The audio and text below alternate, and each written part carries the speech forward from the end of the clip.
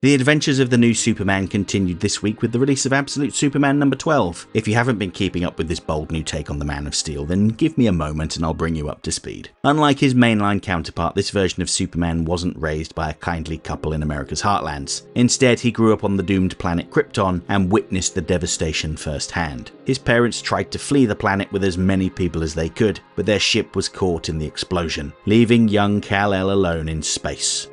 When he eventually arrived on Earth, he was almost immediately set upon by the Lazarus Corp, who tried to arrest him. The Lazarus Corp is one of the most powerful organizations in the world, headed by Ra's al Ghul. He plans on destroying the Earth and then resurrecting it to bring about a new age of prosperity for his god, Darkseid.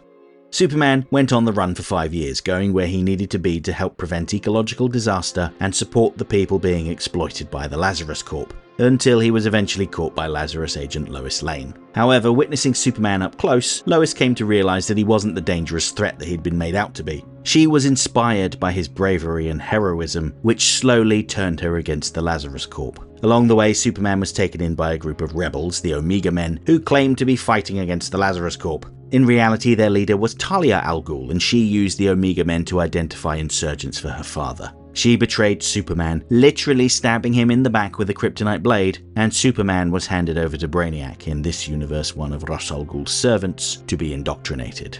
Ra's al Ghul had identified Superman as his heir, or his son as he calls him, and plans to use his power to fulfill his dreams of destroying Earth.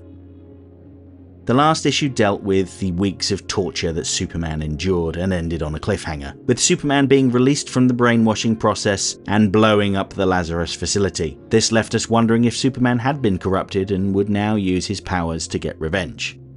Well, this issue answers that question immediately. Superman has not given in to the dark side. Thanks to his artificial intelligence companion Sol, he was whisked away to Kansas, taking Lois Lane and Jimmy Olsen with them. Sol does what he was built to do. He comforts Superman, reminding him that he is not a weapon, he is a person, and that he is loved. One of the things I really like about Sol is how he is literally made out of the sunstones of Krypton. Alongside Kal-El, he is all that remains of Krypton, and he serves many purposes. Sol takes the form of Superman's cape, which acts as a form of protection, as well as a means of transportation for people that can't fly. He regulates Superman's intake of solar energy to prevent him from overloading, and in this issue we see that he can become a more solid crystalline form to become the Fortress of Solitude. Although, in this case it's much smaller, more like a cocoon than a castle. Still, it allows Superman time to recuperate and recover from his ordeal. There are several flashbacks throughout the issue to Superman's early days on Earth. These flashbacks inform us of how his worldview came to be. Shortly after fleeing Kansas, he heads to a remote part of the planet and says that he'd be quite happy avoiding humans for the rest of his life. But Sol objects. His parents wouldn't want him living alone, and Sol was programmed by his mother to look out for him. So Superman wanders the Earth, inconspicuously mingling with the general population. While he doesn't need to eat or sleep, he integrates with society and gets a job working in the fields for Lazarus Corp. While there, a woman notices that he works longer and harder than anyone else in the group without taking breaks, and she offers to get him a drink and to cook him a meal. It's a very maternal instinct on her part, and when she shakes hands with him, his skin burns her. When the Lazarus agents turn up to see what all the commotion is about, they strike her. Superman asks them to stop. But, not realizing his own strength, he rips off one of the agent's arms and flees in terror. He had no intention of harming anyone, but he starts to rationalize it by saying that he was a bad man for brutalizing the workers and maybe he deserved to die. He likens the Lazarus agents to the beasts of Krypton that attacked his father years ago. While his father killed them all and justified it by saying he did what was necessary to protect his people, Sol advises caution. Humans may be primitive to him, but they are not animals. They may be cruel to each other, but that's only because they don't know any better. He doesn't have the right to judge them just because he can.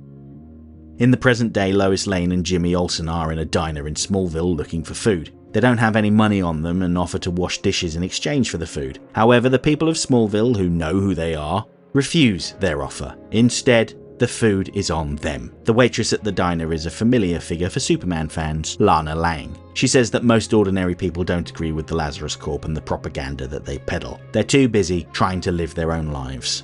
They know that they're being manipulated to fear Lazarus, outsiders, and each other.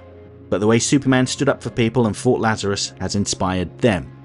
And that's really the perfect summary of who Superman is. Compare him to the powerful Lazarus Corporation who use their wealth and influence to tread on the everyday people. Superman, meanwhile, has more power than anyone on Earth, and he chooses to use it to support the downtrodden and to protect innocent people.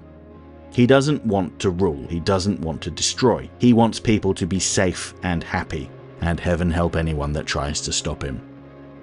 Superman, meanwhile, has returned to the Kent's farm. He may have only spent a few weeks there when he landed, but he feels a connection to the place. But he's saddened to see that it now lays in ruins as the property of Lazarus Corp. Now, if that isn't a metaphor, then I don't know what is.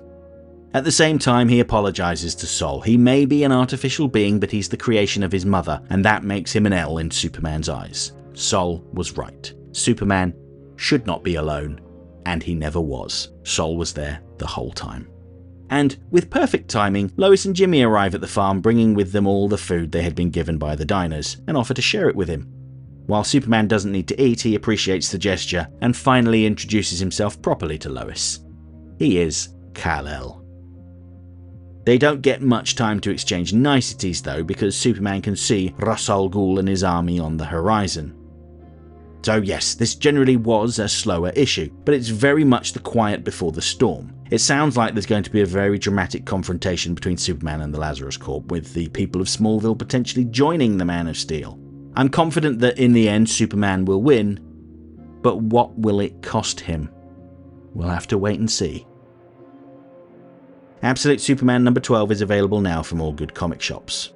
If you are based in the UK and don't have a comic shop near you, then you might want to use my affiliate link with the UK's biggest comic book retailer, Forbidden Planet. I have included a link in the pinned comment on this video.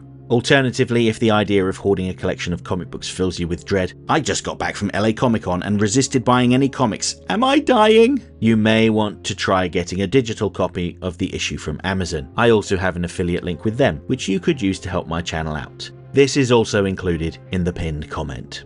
To those that have read this issue, what did you think? The Jimmy Olsen disrespect continued in this when Lana Lang called him Jimmy Oslin. I must admit I had to read it 2 or 3 times before I realised how she got his name wrong. Am I just tired, dim-witted, or a combination of the two? Answers on a postcard, please. Given that Superman returned to the Kent farm, I think it's fairly safe to say that he's going to reunite with Martha Kent. But will she remember him this time? It was kind of sad watching her get excited about seeing him fly by and then forget what she was talking about. And finally, am I the only one who thought that taking a long, hot bath in that volcano sounded pretty good? I have only just got back from my travels to LA Comic Con, and by this point any kind of bath sounds amazing to me. But hey, let me know what you think in the comments below. Next time. This bumper week for Absolute Comics will resume shortly with a video about Absolute Green Lantern number 7, which kicks off the second big story arc. Now that the secret of the world that's coming has been revealed, it's time to see a new hero trying to hold off the Black Stars, Tomar Ray. And he's not alone. Soon afterwards, I'll release a video about the second issue of Matt Fraction's new Batman series. This time, Tim Drake finds himself in a spot of bother as he's arrested by the GCPD, and Batman has got to help him out. Hope to see you then.